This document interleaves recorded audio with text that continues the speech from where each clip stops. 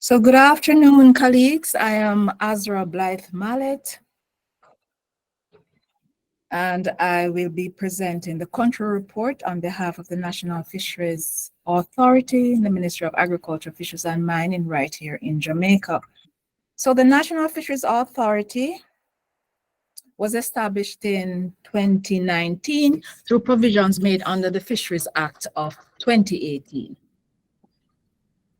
Its mission is to facilitate the sustainable development of the Jamaican fisheries sector, including aquaculture, through effective and efficient management, regulation, administration, and participatory governance for the benefit of all Jamaicans. Now, as the NFA strives to accomplish its goal, the main strategic objective is to improve the economic, social, and ecological value of capture fisheries and aquaculture, while increasing the value of fisheries contribution to GDP by 2016. Now, being a relatively new organization, the NFA is still in the process of recruiting to attain full staff complement. So while we see that, I'm not sure if you're seeing my pointer, but the CEO, the Chief Executive Officer, has direct responsibility for managing the operations of the authority. We are in fact governed by a board, the NFA board, which gives advice to the minister. So on the first tier, you will see the all the different divisions and branches of the NFA, inclusive of the aquaculture division and the capture fisheries division. The three categories of fisheries being managed are as seen: capture, aquaculture, and recreational, with the traditional wild-caught fisheries being our mainstay over the years. Now, this fishery is well established and divided into the industrial and artisanal fish sectors, where a host of gear type, as you see here, a host of gear type are typically used and employed for the different species caught. And in aquaculture, we traditionally do tilapia, and for the tournaments, that is what is actually used to represent our recreational fishery. Here we see a visual representation of our artisanal finfish production from January 2022 to March 2023.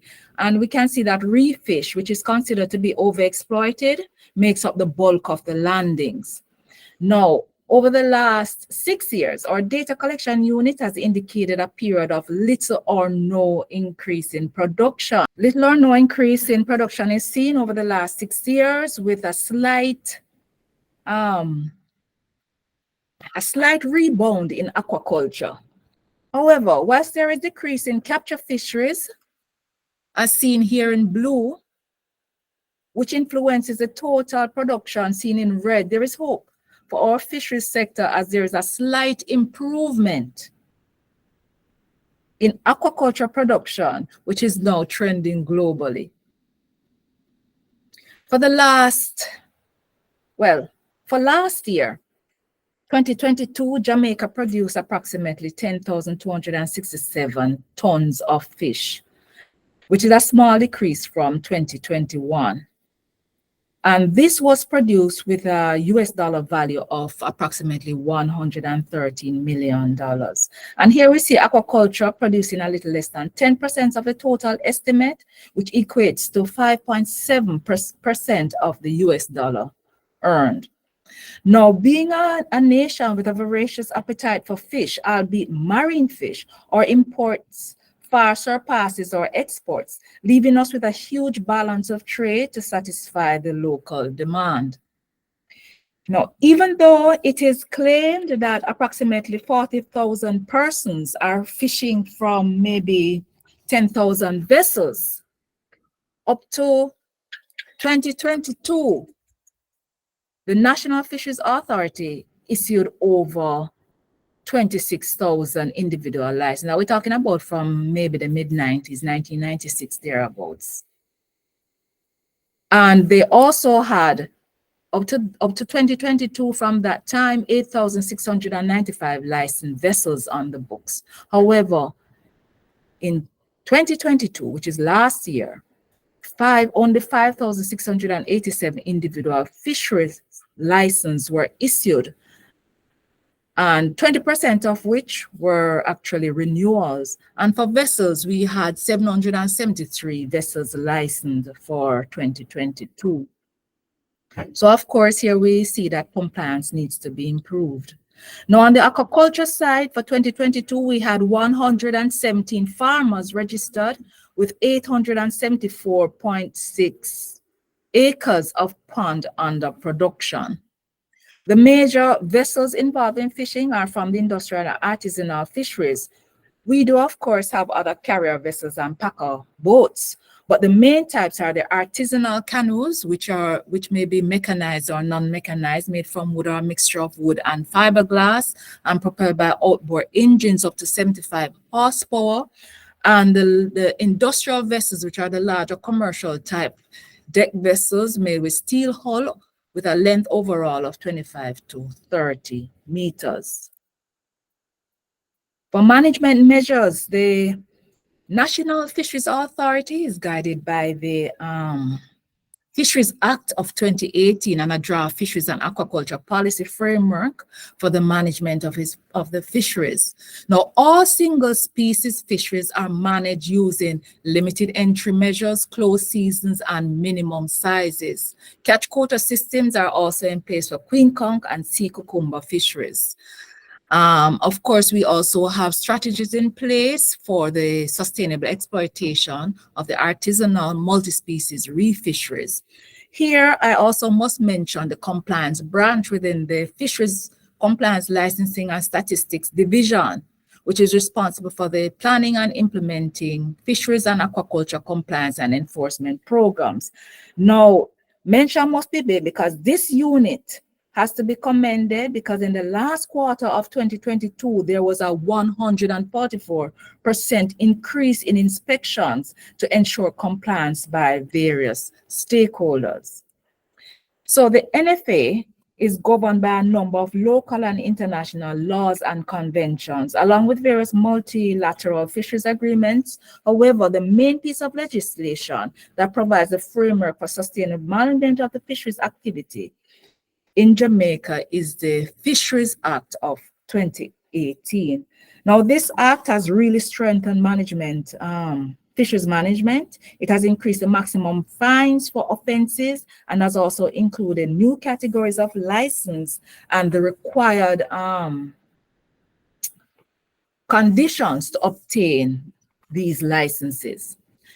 We also have the Pedro and Moran Keys Act, which should be updated or needs updating. The EEZ Act, which deals with exploration and exploitation of the natural resources, the Maritimes Act, and the Aquaculture, Inland and Marine Products and Byproducts Act, which is governed by the competent authority, the Veterinary Services Division. And this provides or includes provisions for the monitoring, inspection, and certification of marine products and byproducts. So right here, we're talking about all our sanitary and phytosanitary measures. Research, education, and training is ongoing. Most of our research activities normally done in collaboration with regional organizations such as WCAFC, CRFM, and it is to be noted that the specialized skills in fisheries and aquaculture management is not only for staff, but also to empower the fishers. We also have capacity building for safety at sea for the fishers. We look at marine VHF communication systems and recently rescuing it for the location and retrieval of lost fishing gear. Some of the fisheries involved, some of the research involved on the various fisheries, we have done quite a few queen conch surveys over the years, since the mid-1990s, at least 9, I believe. And we have done surveys for sea cucumber and lobster surveys. And all of these are to determine the NTAC, National Total Allowable Catch, in these fisheries. We have looked at CMOS to determine the spatial extent and locations for commercial species. We have looked at development in the oysters.